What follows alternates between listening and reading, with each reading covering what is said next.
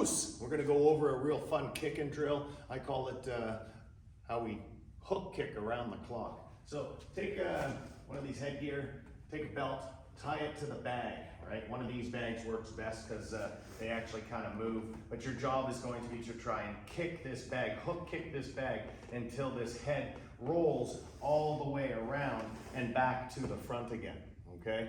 All the way back around the clock. So 180 degrees, then another 180 degrees, 360 degrees. Get your hook kick all the way around. Looks like this.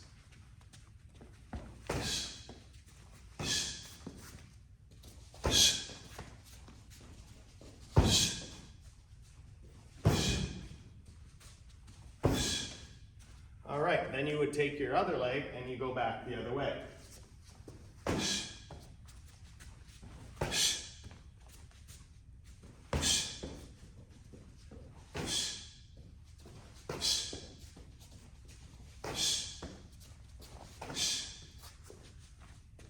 And that's how to work the hook kick.